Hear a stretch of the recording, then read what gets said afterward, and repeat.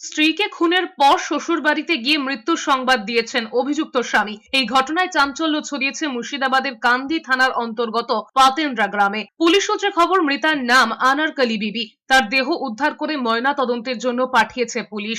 আনারকলির পরিবারের তরফে স্বামী মেহেরবান শেখ এবং তার পরিবারের বিরুদ্ধে থানায় লিখিত অভিযোগ দায়ের করা হয়েছে। পরিবার সূত্রে খবর, 17 বছর আগে আনারকলির সঙ্গে মেহেরবানের বিয়ে হয়। তাদের 2 মেয়ে এবং 1 ছেলে রয়েছে। 8 বছর আগে আবার বিয়ে করেন মেহেরবান, কিন্তু তাকে ছেড়ে চলে গিয়েছিলেন সেই দ্বিতীয় স্ত্রী। সম্প্রতি তিনি আবার ফিরে আসায় আনারকলির সঙ্গে মেহেরবানের দাম্পত্য কলহ শুরু হয়। অভিযোগ, আনারকলিকে মারধরও করতেন মেহেরবান। বৃহস্পতিবারও দুজনের মধ্যে ঝগড়া হয়। সেই অশান্তির সময়ই এক মেয়ের চোখের সামনে স্ত্রীকে শ্বাসরোধ করে খুন করেন মেহেরবান। পরে তিনি নিজেই শ্বশুরবাড়ি গিয়ে স্ত্রীর মৃত্যুর সংবাদ দিয়ে আসেন। মেহেরবান যে বলেছে যে শোনো বলে ডেকেছে, ডেকে বলেছে যে তোমার বিটি আনারকলি শেষ।